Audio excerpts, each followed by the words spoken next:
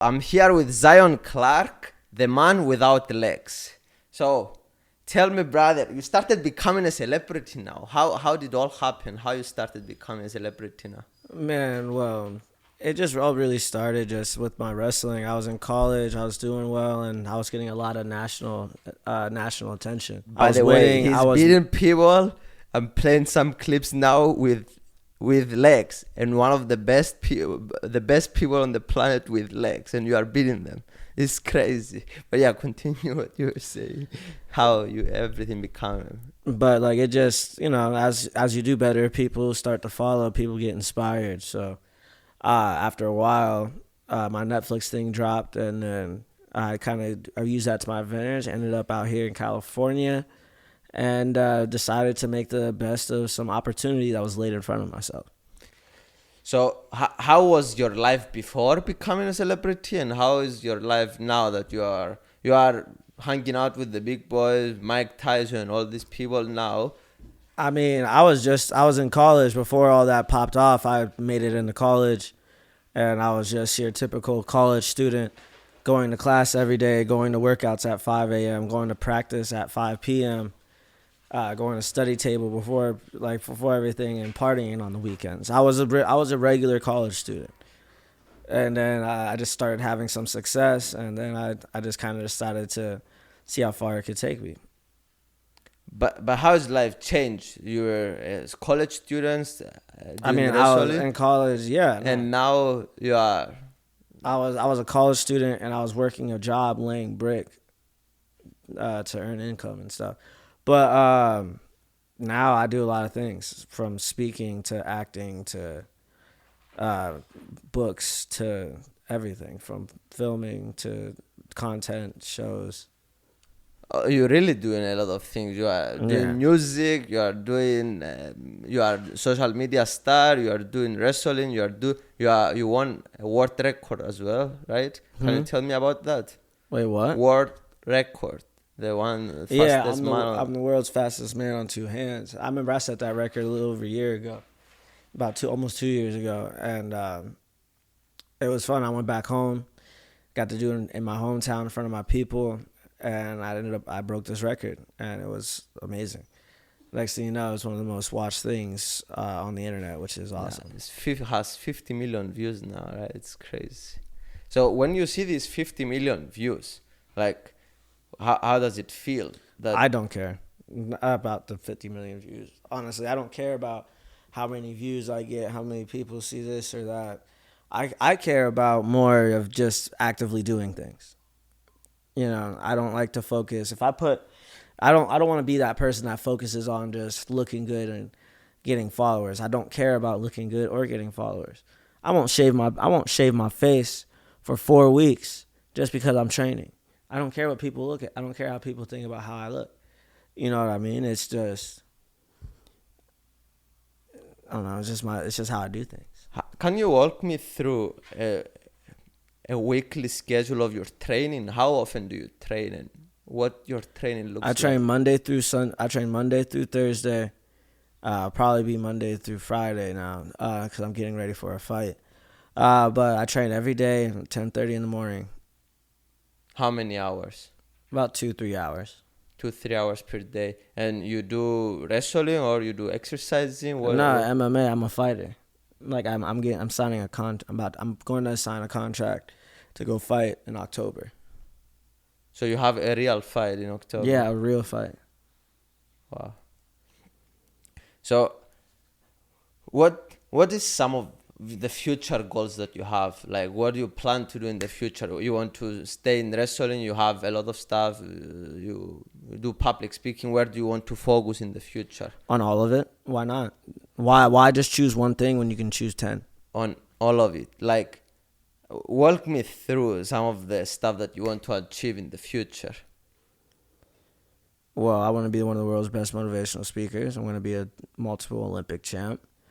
I'm going to be a fighting champ. I'm going to be the wrestling champ. What else? I'm going to be a successful entrepreneur. I'm just going to be the it guy. So, and you don't think there is any limitation without having legs? No, why would there be? Me, aside from athletics, me having success and being an entrepreneur has nothing to do with me having legs. It's about your mindset and what you think that you can do. So can you walk me a bit through money? What money played a role in your life? Like, Money hasn't played an object in my life because I grew up without it or much clothes or food. So, with that being said, money isn't something that my whole life is revolved around. It doesn't. I'd rather when I go make money on something, I'm already probably liking what I'm doing. The money's just an add-on. Me getting to go actively do these different things and have these different experiences, it's about the experiences and like evolving yourself as a person. So like at the end of the day, money isn't a main focal point. so you were not paying attention to money your whole life. I mean, it's not that I didn't pay attention. I just didn't have it. And now that you have it, a lot of money, did something change in your life? No, I still go train. I still play video games. I still like to chill with my friends. Like the thing is, money is a tool that you can use, and depending on how you use it, life can be very very well, or be very good, or it can be very bad. So I try to focus on what I naturally like to do, which is making music, being an athlete, giving speeches, acting. You know, I just focus on the actual doing part of the aspect rather than what I'm gonna make at the end of the day of it. So I have a question about public speaking. You said Yeah. that you really love it, right? Yeah. So can you walk me? Do you get stressed before a public speak? You speak in front of hundreds and thousands of people, right? Do you been stressed? Not really. I get excited more. It's not that I'm stressed. I'm nervous, but it's good to be nervous. And then I go out there and then I go perform what I need to. So do you plan your speeches? Do you? When I put a speech down, I have key focal points, and then from those focal points, I know exactly what I'm going to talk about. And how often do you do public speaking now? At this point? Now I used to do it all the time, but now that me and my boy Craig, we've really tuned it in to the point where we can like go to select certain venues that would have more of an impact and be like more of a reason for us to be there rather than somewhere small. Unless we're working with kids, and if it has to do with kids, then obviously we're gonna go just do that for free and do that because it's all about the kids and what we can do to shape the future. So I heard in other podcasts. Why do you focus on kids? Like why you like Yeah, because kids are the most impressionable. Something you can say to a kid could last them their entire life. So how is it how was your experience going and speaking to all these schools? How the kids perceive you do? Oh, they love it and they listen, which is awesome. And, you know, I've worked with kids, not just speaking, but I've run wrestling camps, and I've taught kids how to wrestle. You know, it's about what you can do to give back to society. My question about wrestling is like, it's kind of different for you to be wrestling without legs, right? Do you focus and make your disadvantages as your advantages? No, I learned how to have good defense, and I learned how to use my defense for counter opportunities to strike on the offensive side. It's been a lot of practice. It wasn't I ever used my disability as an advantage or somebody has an advantage over me. I'm at such a high level now. If you don't be careful, I'm gonna mess you up, and if I don't be careful, you're probably gonna mess me up. You know, and it's like that's where like the window of opportunity closes and pierce in just split seconds, to where you gotta know when to attack, when to defend, and when to counter. And it's been like that for a long time now. It took me a long time to build that skill, but once I figured out what worked for me and what didn't work for me, I've been able to dial it in over the last 6-7 years. But for example, a fighter can understand and learn from other fighters a lot of things, but you are kind of focusing on different techniques, right? I mean, at the end of the day, I'm still going to go punch you in the face, and I'm going to take you down, punch you in the face, and try to choke you out. But like, it's just I go a different way of approaching it. But the end game is always the same. I'm still hitting the same submissions. I'm still throwing the same type of punches. I'm still hitting people with the same type of takedowns and same type of grips and locks. But you needed to fight all this stuff in your own way, or it was all there for you to copy other people how they do this, and you just do small adjustments. Yeah, small adjustments. That's all it is. Small adjustments to what works best for you. Why do you love fighting? It makes me feel free. What do you mean? Like, I get to I don't have to focus on anything else except for throwing punches and avoiding punches. You know, I've been doing this a long time. When you do something for so long, you either love it or you don't. You know, and I like to fight. I love fighting. It makes me feel excited. I feel like a different person. Like, I become extremely mean when I fight. And I might laugh in your face after I just beat your ass. And it's just how it go. I like to say I'm a menace. You know, my fight name is the Hangman. So the hate man. The Hangman. The Hangman. Yeah. So that means I'm not nice. That's a bad dude. So how do you feel when you are in that state of fighting? Do you think about something? I think that if the ref don't stop me, I might kill this man. You know what I mean? Like, you gotta realize as people, the people I train with, the type of person I am when I fight, our bodies are legit trained weapons. I can't just go around hitting some random person on the street. I might go to jail for hitting them one time. You just hit me one time. That's fine. That's like, I couldn't do too much about it. But if you hit me one time and I hit you and you just happen to pass out and get brain damage or something, I'm going straight to jail. So you gotta think, when we're going in there, we're trained to completely dismantle a human being. This isn't for show. This isn't for, at the end of the day, this isn't for show. It isn't because you love the sport, but at the end of the day, you're walking into a cage with a grown man, and one of you guys is gonna be knocked out and one of you guys isn't. Or one of you guys is going to have some bones broken, or one of you isn't. You know what I mean? That's how it goes. I might not walk out of this next fight unscathed, but that's the excitement about it. I might walk out the next fight with a broken nose, or a black eye, or missing teeth. You never know. But that's the excitement about it. So you like the danger about it? Yeah. I do very high level risk, so get this, high risk, high reward. So there is a lot of stories of people that they got brain damage or they broke something really and they never healed in their life. Do you? Well, I'm willing to take that chance. You don't care. I just know I can take a hit and be fine, because I've trained for it. So how many years you are training? 3 years.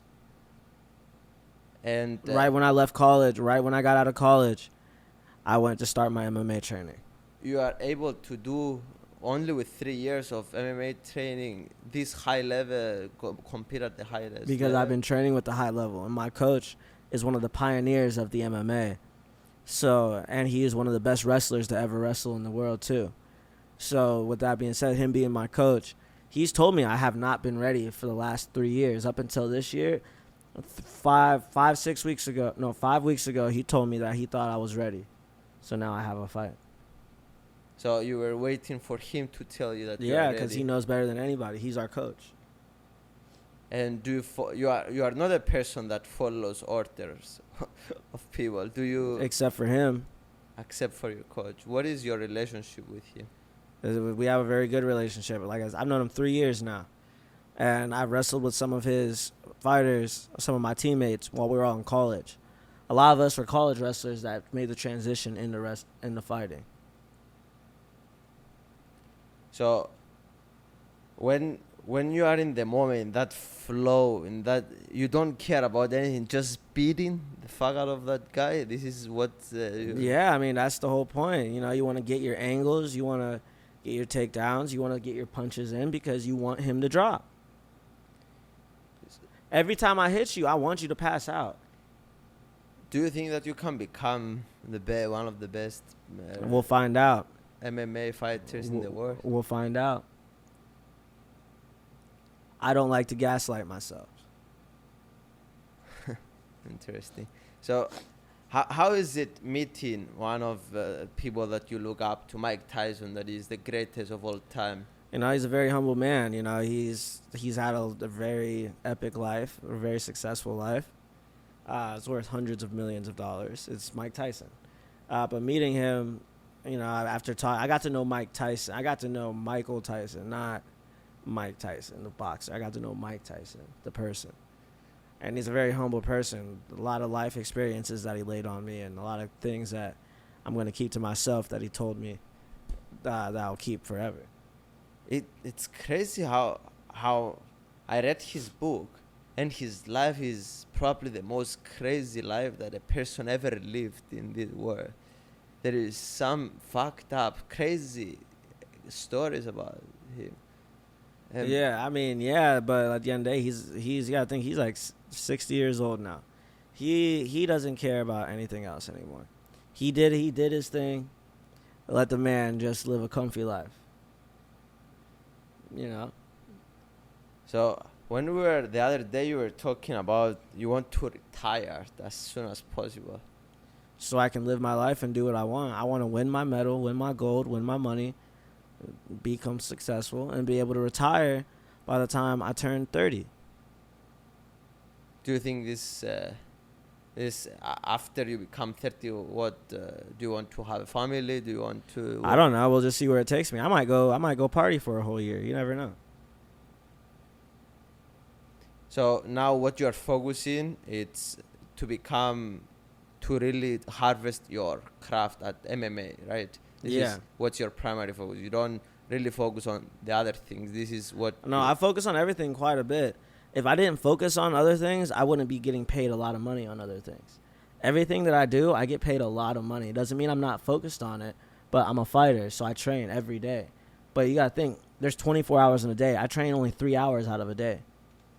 So you are focusing, you are putting 100% on your focus to some different I'm things. putting my focus on, my 100% of my focus on everything. Which is public speaking, it's training, it's social media, and... social media isn't a focus, it's a platform. Listen, I don't need my social media. If you took away my social media right now, I'm still getting paid a lot of money to go do shit. I'm still getting acting gigs and getting paid a lot of money. I'm still speaking, getting paid a lot of money.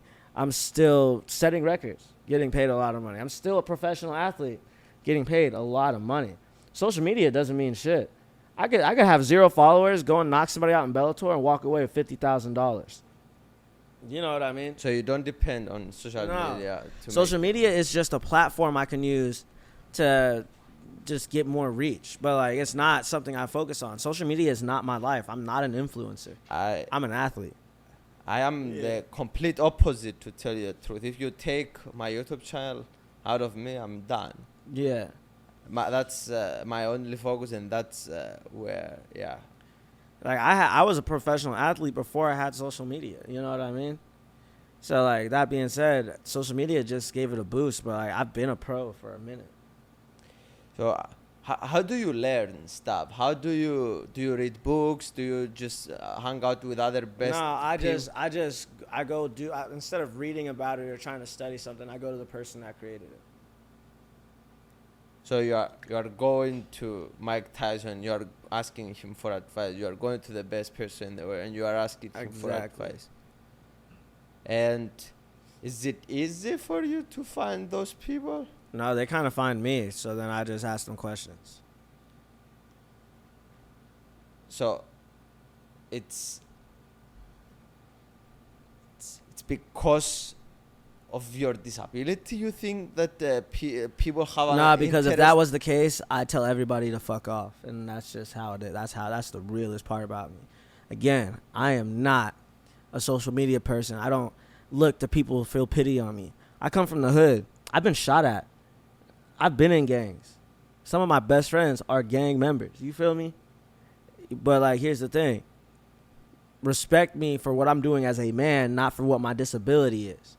Just because I don't have legs doesn't mean I can't beat your ass. Just because I don't have legs doesn't mean I don't make more money than you. Just because I don't have legs doesn't mean I can't get a girlfriend, because guess what? I can, and I got women. You know what I mean? So that's the honest to God truth.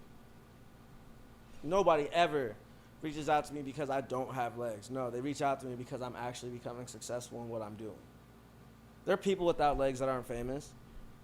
Just because I'm one doesn't make me any different. I'm just doing stuff differently. So, I understood. I was with one of the friends that you have, the girl, what is her name? Kanya. Kanya, that have no legs as well. And we were spending the day together, guys, and she was mad when people were helping her in the streets, like opening the doors for... Because, exactly, you can't just automatically think that somebody needs help unless they ask for it. You know, where I'm from, nobody help you. You got to do everything yourself. So you do everything yourself. So you hate when people pity you. It's like... yeah. But now you probably got to a point that nobody pities you because you are very successful and very admirable, and it's difficult for people to feel bad about you and pity you, right? At this stage. I would hope so. So, another thing that I wanted to ask you is about, as you mentioned, with girls. You said that, how is it dating girls? Like easy. The other night when I left you, I went to go hang out with a girl, just like that. Yeah, I when we spent some time together, I understood that there is a lot of interest from girls in you. So can you tell me about that? Is it more easier for you to get a girl than for me to get a girl? It's probably, like, if I'm gonna be honest about that. Can you tell me about this? Like, walk me through the... It's not... I don't even know what it is. I just know how to talk. I was raised by... I grew up with sisters and a mother and no father. You know what I mean? I know how to talk to women because I was raised by women. You know what I mean? It's nothing special about it. I just know how to respect. And, like, I was taught how to clean myself up and walk with confidence. Women like confidence. Do you think, like, confidence is one key when it comes to you? It's like... And I'm swaggy. I dress nice. I smell good. You know, I know how to talk. I got a smooth mouthpiece. You feel? Like, I'm not bragging on myself, but, like, if I'm really interested in a girl, I'm going to pull out all the stops. And are girls a big focus on your life at this point? Oh, quite a few of them. But I don't really focus on women. I focus on what I got to do. Just because I might go hang out with a girl doesn't mean I'm going to go see her tomorrow. Or, you know what I mean? It just means that I wanted to hang out, and I'm down to kick it. You feel me? So if I respect you, I'm going to be down to kick it. So you don't think that there is this extra layer? You are extra cute, like with all your pies. You are a fighter. You have this disability, but you are on top of the world. Like, do you think that makes extra this? It might help, but like even before I was famous, I was able to get girls. It's never been anything different. And one question that I asked you when we were doing the daily life of Zion video, I asked you if you are able to have kids and to have sex with girls. So you said that, I don't want to get deep into this, but you said that you are able to have a family, right? Let's just say, if I want a family, I can have a family. If I want to go have fun with women, I can go have fun with women. And we're going to just leave it at that. Okay, cool. Yeah. So I saw one thing that I noticed about you that people for sure don't understand about you is how much of a relationship you have with your dog. My dog? Yeah. My dog is great. She listens to me very well. She's bad sometimes, but she's a really good listener. Can you explain me how like when I tell her to stop, she stops. If I tell her to sit, she sits. If I tell her to come here, she come here. If I tell her to lay down, she lays down. If I go kinda, she look. You know, she's not asleep. She's sleeping right now. So can you describe me a bit what joy you get out of the relationship with your dog and how many months you have the dog for? And like, I've had my dog for 5 months. Almost 5 months. And what is the relationship like? I've had her since she was a tiny little baby. People don't understand, like, you really, a lot of the time of your day, it's like you're hanging out with your dog. You're bringing her everywhere. Yeah, I take my dog everywhere I go, and everybody loves her too. So how do you? I was wondering, because you had a hard time with family. I think you really pay attention to your dog to really. No, I got a dog because I want a dog, and I want a highly trained animal because I love animals. It's not because there's no underlying fact from me not having a family growing up. That's why I got a dog. I had a dog in college. I had a dog in college with my roommates. I'm not this saying this is technically my second dog. I'm not saying that, but I'm saying that you are really paying attention to how to bring them up really well. Like, you are trying to teach them. You are very careful with feeding them, doing everything, taking them for walks. Like, you are really, really loving about your dogs. Well, yeah, it's a living thing. You have to be. If I don't treat her well, she's gonna end up biting me or somebody else, and she's gonna be 100 pounds when she's full grown. So, like, you gotta teach her how to behave, or like I'll have to put her down, and I don't want to do that. So, one question that I really wanted to ask in this podcast is about what is your advice for other people with disabilities? My advice is don't let anything get you down, because, listen, the world is yours. You make it how you want to make it. You live it how you want to live it. If your circumstances aren't right, make them right. You all have the power in you, and it starts with the mind, and it starts with your spirit and what you really believe that you should be doing. Wow.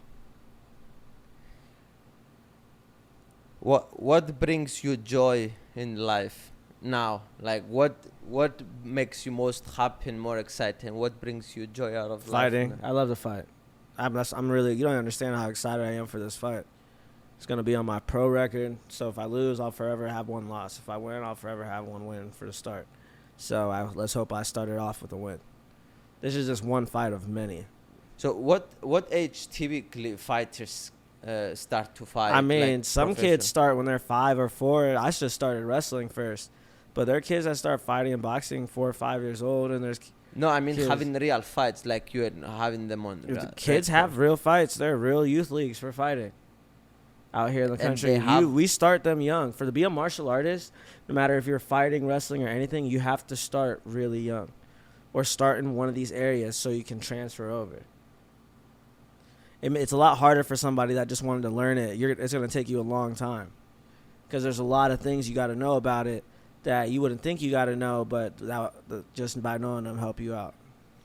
I was listening to some Joe Rogan podcast, and like, now that the sport is been around, like, for example, like 50 years ago, it was not one such a grown sport like this fighting, all this stuff, sport. But now that people grow up with learning to fight, it became like a real different thing. It's like people are training from when they're 5 until they're 25, and they spend 20 years on the sport. So there is really really good fighters, and it's a really extreme sport in this. Yeah, absolutely.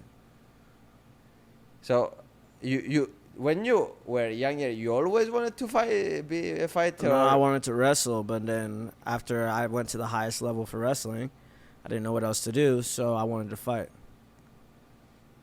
My stuff is not as complex as you think it is. I'm a very simple person. Extremely simple person. I think, this seems like a good idea, so then I go try it. But I go try it with 100% of intent. I thought that your life is very complex until I spent a life with you, and I understood that, okay. No, I'm able to do extraordinary things, and you caught me on a weekend. I do extraordinary things throughout the week, and I do things every day, and I'm at these high-level events with things that most people can't get into. No, I'm not saying that you are. But that's what I'm saying. That's the thing about it. I'm a very simple person. I have a set plan. If I got to go do something, I go do it. I come back home. Or I go out and get food or do whatever.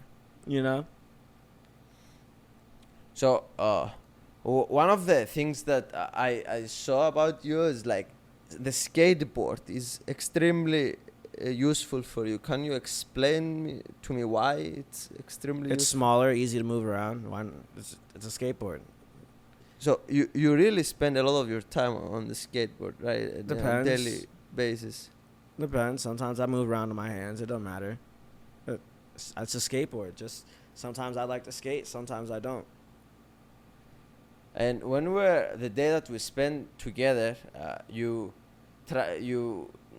there was things on the shelf, and you said, "Oh, grab this for me." But then you said, I only do it because I said for you to do. If it don't help me if I don't ask you to help." Exactly. So that was very interesting. But you could easily, because you have a Yeah, I very have really good long reach. arms, yeah. Yeah, you could easily get that if you stretch, but you didn't want to stretch to get Nah, it. because the ground was dirty.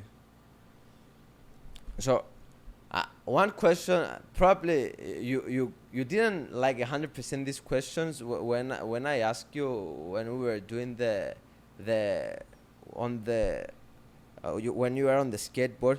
But I asked you how is it for you to be touching the floor all I the wash my hands constantly. so My hands are clean right now. so You know what I mean? because you walk on your hands, you have you said, can you tell me you have Kleenex in your car, you have No, like why I don't. Why is my? I hate that. uh, Like my personal life, because like here's the thing. I answer this question. There's gonna be 100,000 people with like opinionized, and I don't care about all that. That's just bringing up some shit that shouldn't really matter. You know what I mean? Like I keep my hands clean. If my hands are clean when I shake your hand, that's all you should care about. You know what I mean? How I do it doesn't matter. Just know that my hands are clean whenever I make contact with somebody else. but I never wash my hands, so it's not Now, I wash my hands just because I do touch everything. So like nobody should be worried about it. And I keep hand sanitizer on me. Can you tell me about the gang that you are in? Your identity is like being a gang with a gang, and like you grew up being in a gang, and you said that you've been shot in the past. Can you tell me how that shaped you? I mean, hard circumstances come up for a hard come up. You know what I mean? It's when you live where there's not much money and there's not much food and it's not much living, life gets hard. And That's all I'm going to say, because I'm not going to just start exposing my people. can you explain me your relationship with music? Yeah, I've been making music longer than I've been an athlete. I'm working on some deals right now. I've already had a couple performances on the piano and shit. It's been a fun time. Music is a very important part of my life. It's really, it helps me be free, and I can come up with things, play my own ideas, play my own songs. I don't copy people's music. I just do my own thing. So, why do you like music? Like, why music? There is millions of things in the world to do, but how do you Me, got hooked to music? What is interesting about it? I don't know. I don't know. I've always liked music. I can't tell you the exact reason why, because I started when I was a kid. I just know I loved it, and since then I've built my knowledge on it to the point where I can just pick up an instrument and make music out of it. So, what instruments do you play? Yeah, you play. I play drums, piano, trumpet, guitar, ukulele, saxophone, tuba, trombone, and I can play 12-string guitar, and I can play 6-string that's a lot bass. of instruments. Yeah. And you made probably a lot of friends during this with. Oh, I have a lot of friends that are musicians. And do you plan to making music in the future, like Absolutely, really but I professional? can't tell you too much about it because I'm working on something right now. Okay, so do all these music?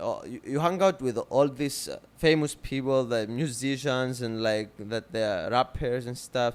Do you notice how is hanging out with all this? Do you feel confident? They're normal people. Here's a misconception everybody has. They're normal people, and when when you meet them and hang out with them, you find out they're way more normal than you thought. What you see on social media is what you see on social media. But the real people behind the music, they might not be who you expect. Not saying that's bad, but like they might be way more relaxed than you think because they're just working on their craft. What is the meaning of life, you think? To live and to make a success of it. What do you mean by that? I mean, the goal in life, that's a question. That's not a question for me. My goal of life is to become an athlete. Your goal of life is different. Everybody's goal of life is not going to be the same of mine. So I can't say what everybody's goal of life is or what the goal of life is. So one thing that I wanted to say before we close is that I spent the day with you, and while we're in the streets, like people were just watching you and smiling because of your passion about life and you doing all this stuff, and it's really inspiring to be around you, honestly. And thank you for doing this. Absolutely.